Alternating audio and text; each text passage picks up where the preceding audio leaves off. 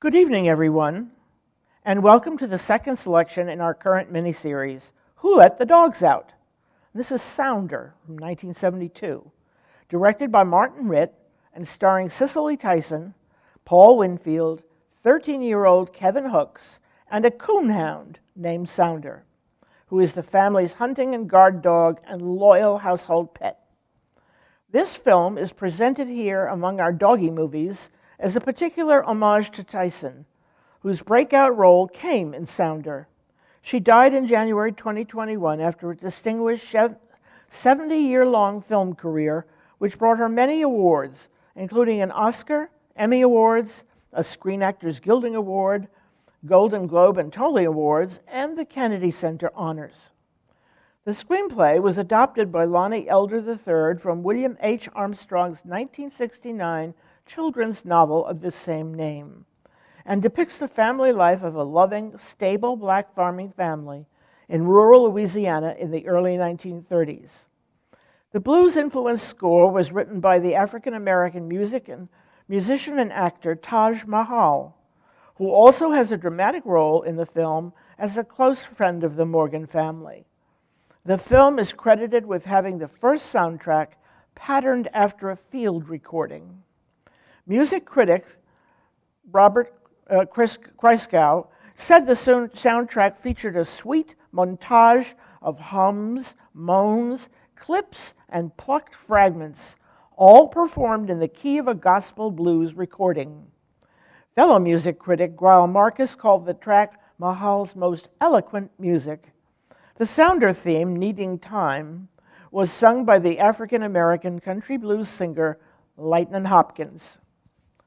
The movie opened to both critical and box office success, earning nearly $17 million on a low-budget $1.9 million.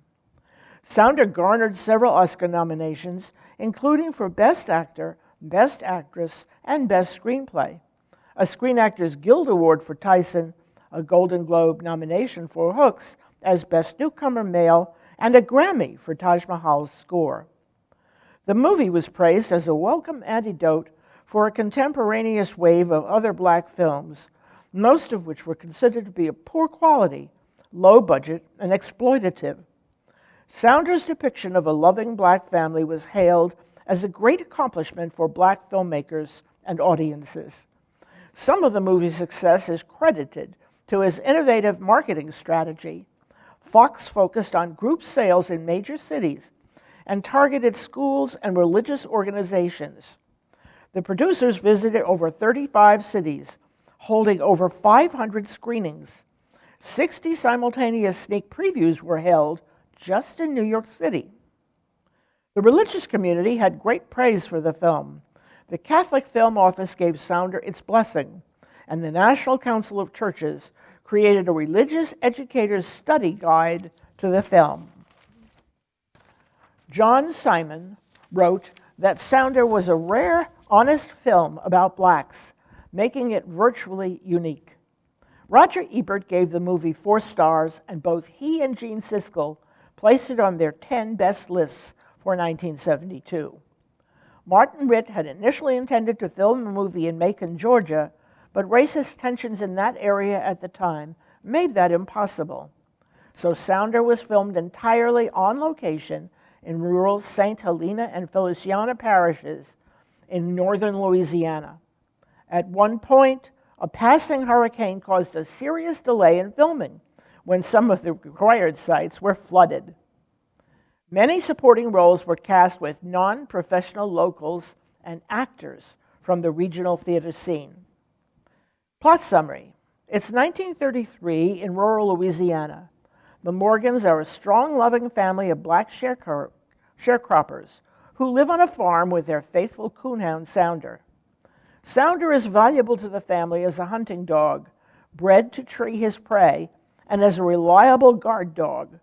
Nathan Lee, the father, works hard to provide for his wife Rebecca and their 3 children, of whom David Lee is the oldest. But times are hard, and sometimes there's not enough food to feed them.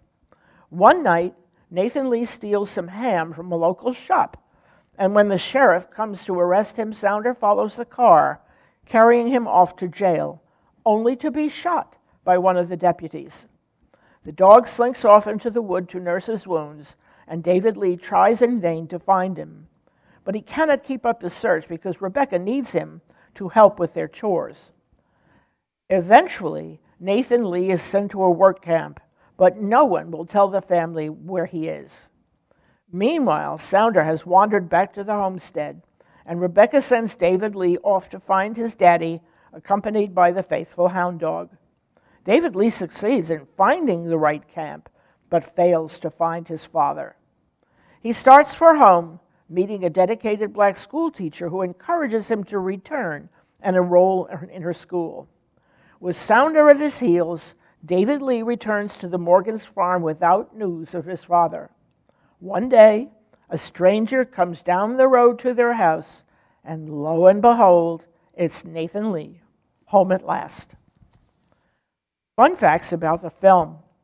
Cicely Tyson nearly lost the role of Rebecca because the director thought she was too pretty to play the role.